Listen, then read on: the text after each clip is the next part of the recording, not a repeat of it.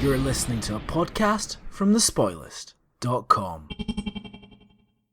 Hello and welcome to First Contact. We Ain't Heavy. I'm Andrew. I'm James. And I'm Alex. This week we have been watching Brothers. It first aired the week of 8th of October 1990. It was written by Rick Berman and directed by Rob Bowman. James, what is this one all about? After his brother plays a practical joke that goes wrong, a child called Willie on the Enterprise is left fighting for his life. Meanwhile, Data goes bonkers and steals the Enterprise, locking the computer by doing impressions and entering really big numbers. He is reacting to a homing beacon sent by his father, Dr. Noonien Sung, but trouble appears in the form of Law. Sung is sick and wants to give Data a gift before he dies, but if Data doesn't get back to the ship and return control to Picard, the random child might die, and we're supposed to care. So, Alex, you've never seen this episode before. What did you think of it?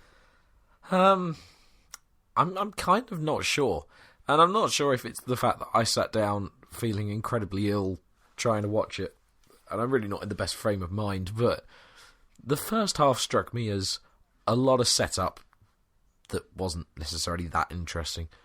And the second half struck me as the plot, but the plot that felt more like a setup for another episode. So essentially I felt like I was watching roughly an hour of setup.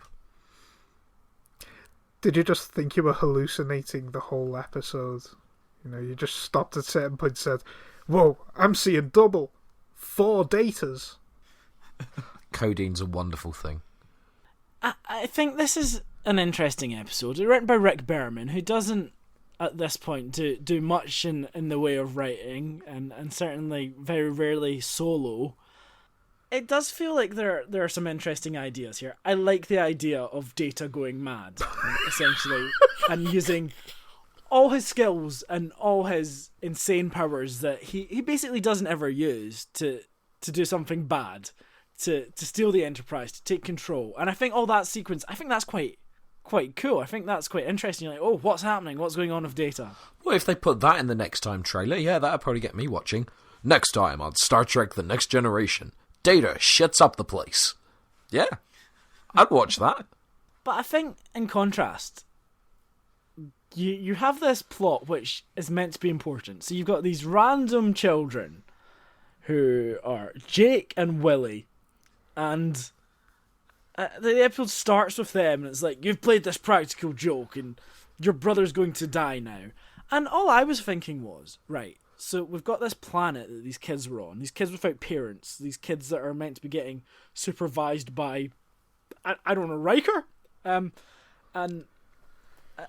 they were allowed to run around in this planet with this highly dangerous parasite. To me, that's not the kids' fault. That's purely bad guardianship. And frankly, the parents, they just left them in the Enterprise while they went on sabbatical. What? Who does that? That's the worst place you can possibly leave any children ever. There was a sign in front of the plant saying, "Highly poisonous plant, do not eat." But he ignored the sign. It feels very tacked on, because obviously we're clearly, the mission statement for this season is family, isn't it? So far, anyway. We're only 3 episodes in, but the last week we had Picard rekindling his relationship with his family. You had Worf meeting his adoptive parents, and you had Wesley sort of talking to his father, and here we've got Data discovering his creator who was supposedly dead, and you've got this other plot which is supposedly on theme. It's saying, brothers, oh, they're difficult, aren't they? And you're meant to have this resonance between them, but it's so odd just to have all the stakes of this episode pinned on one child, pinned on this sickly child not getting any better. And it's really weird, because you know deep down the child isn't going to die, because what horrendous thing would that be in the episode? I want the episode to end with the kid dying and them all just looking at Data. But also you don't really get the relationship thing with the brothers. If you'd seen the prank taking place, then actually that might have been mildly interesting. But you don't actually get that relationship, especially. So it's all very fake. It's all very artificial. It's all very tacked on, that particular part of the episode. And that's what they're sort of hanging all their fears on. That's their ticking clock as the dying child, which is just so... Well, it's kind of distasteful in a way, but it's just such a weird stake for them to have when so often it could be like, oh, Data's set the oxygen to get sucked out of the Enterprise and everyone's choking to death. That would have been much more fun, but it just feels wrong to me, that particular strand, even though it plays into the structure. It also has a massive lack of tension because that child never seems particularly sickly. I sound more sick than that child did. Have you been eating plants? Well, I mean, you can get all manner of stuff on the streets around here. Medicinal. I think you may have a disease which can only be cured from some random place that the Enterprise can take you. Yeah, and that's the thing as well. So they were on this planet, and it doesn't have the cure there, and they don't have the cure on the Enterprise either. They need the vaccine. And fine, I guess. That's all okay, but it's sort of... I'm not invested in those children. Or any children, frankly. But it just feels like they really wanted Riker to have sons in this episode so they could use them for the plot. But even taking their parents away from it, would that not make you care more? Would that not make you more interested? Would that not kind of give you that emotional way in? But there's no one who really cares about these kids. And there's nobody getting that upset. You've got the brother going, oh, I didn't mean to do it. And it just seems really perfunctory. Mr. Data, if we don't hurry up and get back quickly, there's a very sick boy who'll die. And, it won't look great on my record. I was supposed to be caring for him. I guess no one else seemed to want to. And then it's like, can I have a minute? Yeah, I guess. He's not that sick, is he? He'll only lose a toe. We were talking last week about how we didn't need Jeopardy. The plot worked on its own without, anything big happening. And that applies pretty much all the time. If you don't have a natural way of adding Jeopardy to an episode, don't do it. Just have the episode work on its own. If Data takes over the Enterprise, that is interesting enough on its own. He takes over the Enterprise, he locks everybody out, so while Data's on the planet, they're trying to work to unlock the Enterprise and get Data back.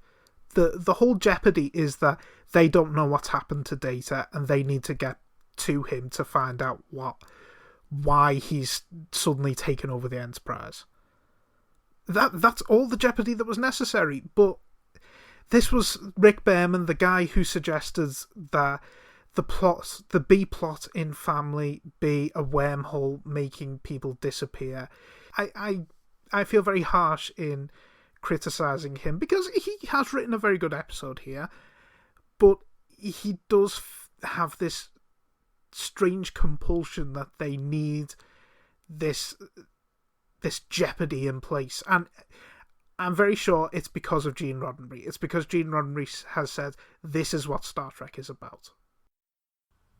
You have that, and it is the B plot, and it's sort of essentially it's Dr. Crusher talking to a kid for a lot of it, and that doesn't create tension, that doesn't create jeopardy, because it's conversations, it's talking, which Star Trek Next Generation does very well. But when that's your supposed jeopardy, I think you actually find that the main plot is completely underdone, because you actually spend so long trying to get to the destination, and that whole first act with Data just cleverly taking over the ship and the crew being forced down to engineering and then realizing they don't have control. That when you actually get to where it's going, it feels like a little bit underdone. Not massively, but enough to make me think, yeah, I wish we could have spent a little more time on the planet with Dr. Soong.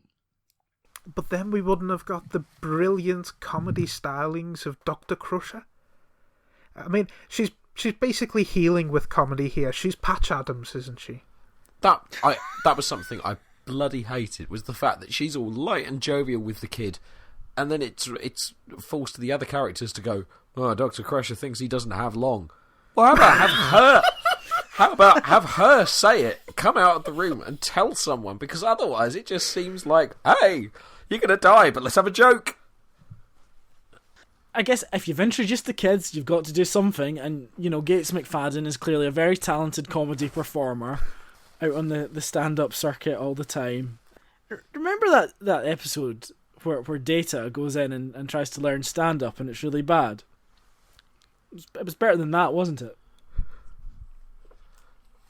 I'd forgotten about that until now. You've forgotten everything.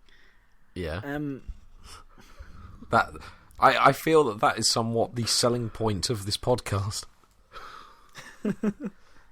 I feel like the writers know that Brent Spiner's really good, and they want to give him more to do, not realising that playing an emotionless android is really good, and that's a good performance, but they always want to go, hey, he can do more. Let's give him a bit more edge, a bit more voices he can do. And that's why lore was invented, because it's like, well, we can have him be the evil brother, and then, oh wait, we can have him be the father. I mean, Alex, where did you think this episode was going with the evil Data? Like, did you think, oh, it must be a homing beacon, or did you think he'd been overtaken by the Borg or something more interesting? Clearly he'd been taken over, but I'll be honest with you, I just didn't really care enough. I didn't think that the setup was very good. So it wasn't really getting me thinking, oh, what's happening here? Who's doing it? I just thought, well, I just found myself sitting there thinking, oh, God, can we please get on with it? It just seemed to be endless. Data pissing about with something so that it didn't work, and then no one stopping him when it's clearly him doing it. And just, Mr. Data, there seems to be a problem with the ship. You're the only one typing at your machine. Alert, everyone leave the bridge. Right, well, I suppose we better leave the bridge. I mean, Mr. Data's not up to anything suspicious. I was genuinely bored until he's beamed down. They really did try to crank up that tension on the Enterprise. I think it's, oh, are we going to catch Data? Here's an opportunity where we're going to follow him. We've shut off the transporters. And so they're putting lots of obstacles in his way. And it sort of seems, would it have been better just to get to the planet quicker? Yes. Yeah, that is the problem. All of the stuff at the start with this and this merry dance around the ship is irrelevant to the plot of the actual episode.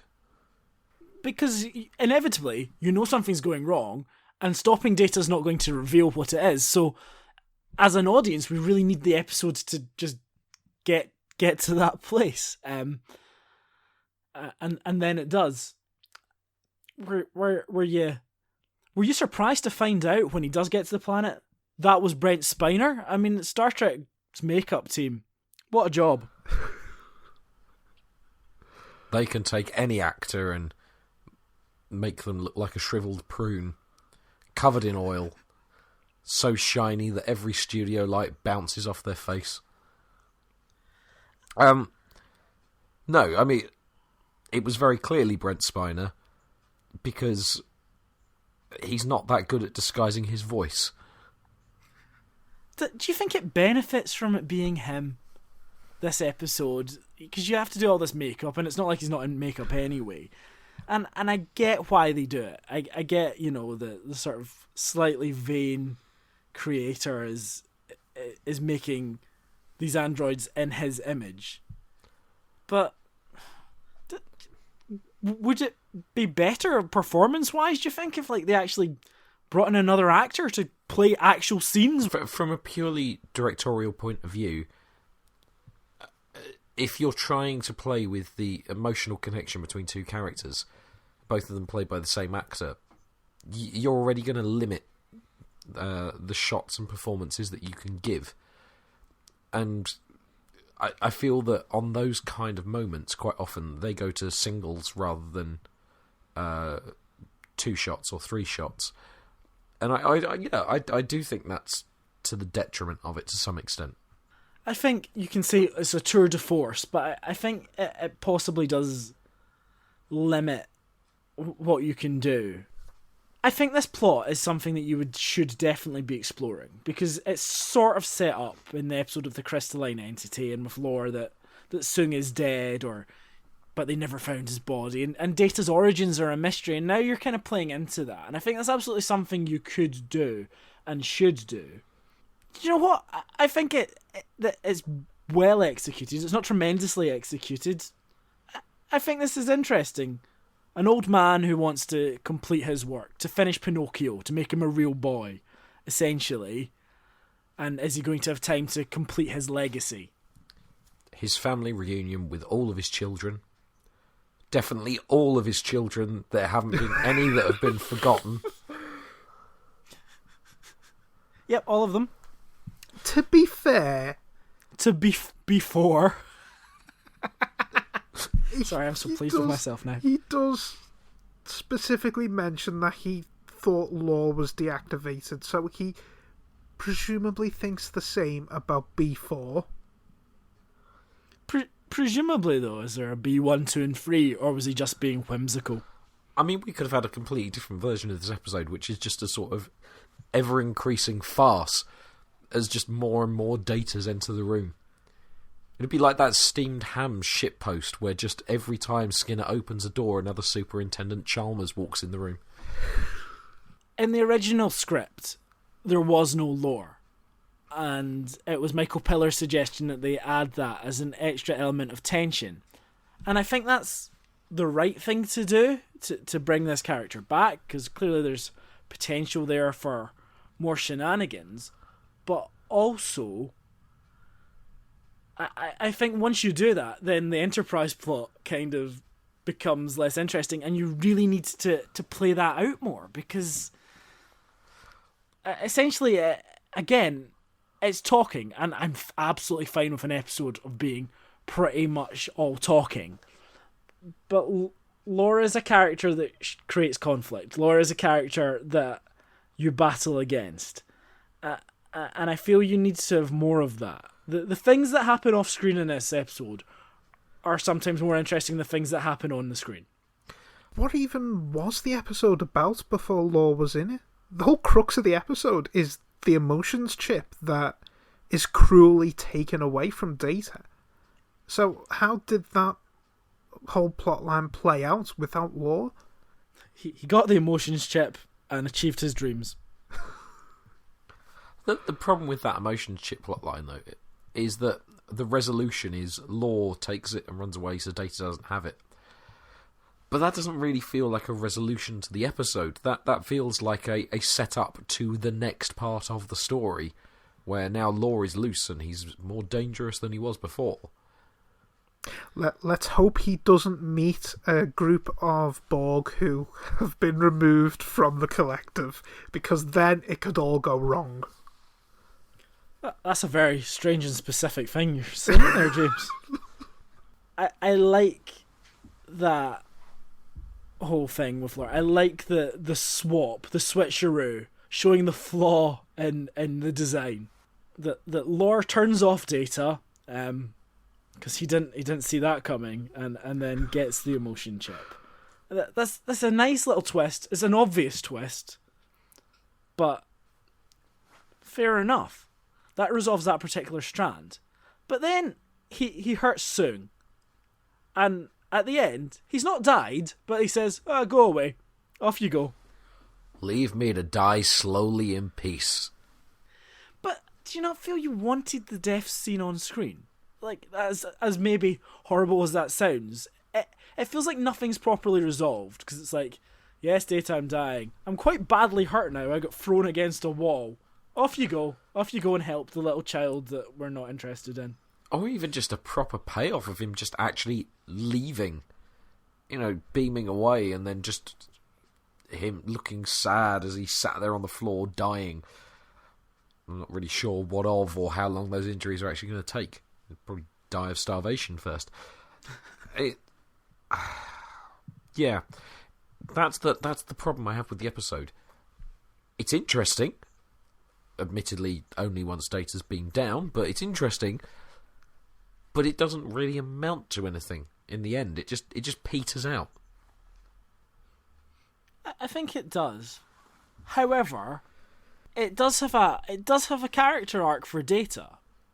Him not knowing his origins, really, to actually speaking to his creator, who he calls Sir, and at the very end he calls him Father. So it's him not getting in touch with his emotions as such, but acknowledging where he's come from and seeing Soong in a different light, as actually seeing him as his progeny rather than just him being a project that he worked on. In some ways, you wish he'd mentioned Lao. It seems such an obvious thing that they should have spoken about at some point in the episode, because that is in some ways part of this strand. And it seems so odd that it just doesn't come up. Just as Sung is dying on the floor, Data says, "You're a grandfather." She's dead. Here is her foot, which I brought with me. I think one of the other things is that Data has that character arc. It's not a massive arc. It's more like a curve in a way. And then I would feel better about it if he then used this revelation to do something. If the realization that he is not inferior to Law actually meant that he then acted upon that information to do something.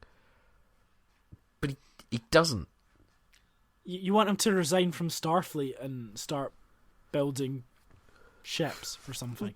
Well, no, just to outsmart Law, or something in that region, so something where that knowledge becomes relevant. That is a very good point, because that realization, which would Data repeat himself over and over again like that, it is quite annoying. I guess I know it was for a gag, and one which worked, but anyway. Exactly what you said. What's the point of me repeating it? He should use that in the episode, but the episode is like, oh, we're setting all this up for 4 years in the future. They don't address this head on, really, until way in the future, but I think looking back with hindsight, the people who have seen season 4, 5, 6, 7 and the films, they do see the seeds of the exploration of himself that Data has over the next few years, and they don't always tackle it head on. There's maybe the episode Birthright, and obviously Descent and Generations, which hit it head on, but you have many episodes which touch on it in a little bit more of a subtle way, and I think a lot of people, certainly I think that this is a big moment for Data that doesn't need the whole story arc to play out in 45 minutes. We can have there be this hanging idea that he has changed and he's got the same purpose, but a new belief that, he's not less perfect than Law, obviously, and that he can be closer to becoming human, as this emotions chip, even though he hasn't got it, can help him become. I suppose it's something to strive for as well, that there is a possibility, even if he doesn't get that chip, that he can become more human, that he has the potential to have emotions, that technology can exist. And even without that technology, he does seem in a lot of future stories to feel that he can explore humanity in ways which he didn't in the first 3 seasons particularly. Well, I thought he did a lot of exploring humanity in the second episode of the first series. He was drunk, okay? Everybody makes mistakes when they're drunk. That defence does not hold up in court. I kind of the same as last time. There kind of isn't that much to say on it in a way. It's another talky episode dealing with broad themes, albeit, you know, an episode that takes a bloody long time to get to them and then maybe doesn't resolve them properly. But outside of those broad themes, you have moments, mostly, you know, little interactions, but there's nothing outstanding as such to speak about. Overall, it's perfectly nice enough, but I don't think I could pick out moments. I mean, if you were to ask me to pick out a moment off the top of my head, it would be dinosaurs being passed to the boy at the end, because it was the last thing I saw. Well then, let's revisit some other moments in Quickfire. Quickfire. Law arrives on a Pac-led trade ship, and of course we all remember the Pac-leds. Ah, the Pac-leds. They are the aliens who want Geordie to make their ship go. Do you know, in some ways this is the episode that ruins the movies. Imagine if you didn't have this, and then you would never have been able to have that plot in Generations and mention it again in First Contact and Insurrection. But do you not have the bit where Data goes, "Oh shit," as the ship is about to crash into the planet? No, do you know why that started the trend of swearing in Star Trek, which has now gone far too far? You f***ing hit the nail right on the there, you f***ing bastard. That sounds painful. Well, it's a new series, and well, it's not that new. We're 3 episodes in, but, you know, sod it. We'll give a slight second chance to the Nitpicker's Guide to see if it can be interesting and not just really bloody pedantic.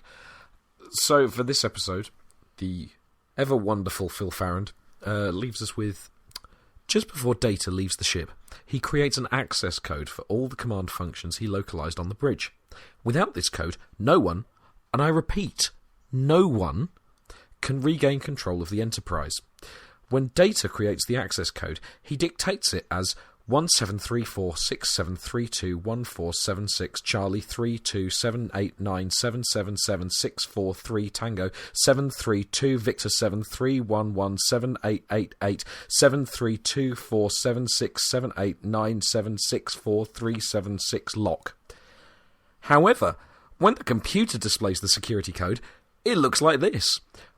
173467211476 Charlie 32789777663 Tango 732 Victor 7311718888 732476789764376 lock.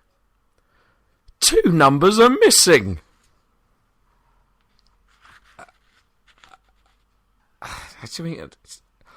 No one cares, Phil. No one's looking in this much detail. I realise that's your unique selling point, but your market doesn't exist. I bet they fixed that on the Blu-ray as well. There are a couple of little references to encounter at Farpoint in this episode. Data whistles, Pop Goes the Weasel, which he did in the pilot, and he impersonates someone's voice for the first time since that episode. The Pac-led costume, incidentally, was sold for $2,155 in 2007. Some people have too much money.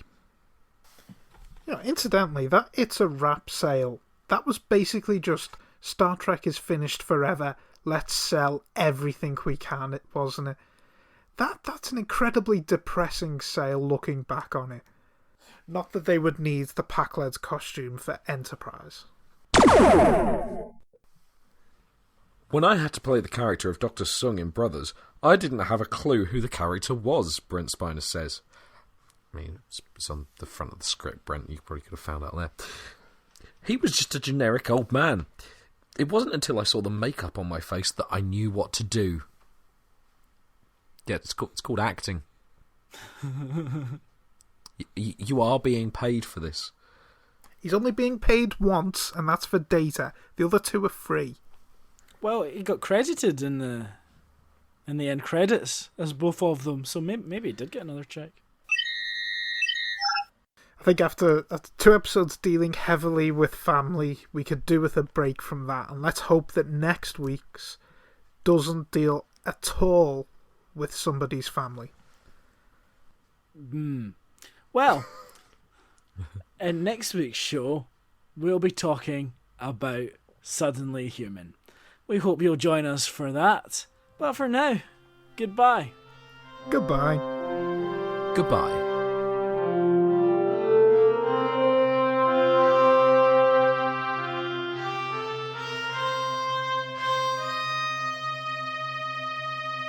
How could they schedule 3 episodes in a row all about people's family? They're all about family this season, all of them. You've got Legacy coming up, which has got Tasha Yar's sister. You've got Reunion, which is Worf gaining a son. You've got Future Imperfect, which has got Riker gaining a fictional family. Final Mission, in which Picard reveals to Wesley that he's his dad.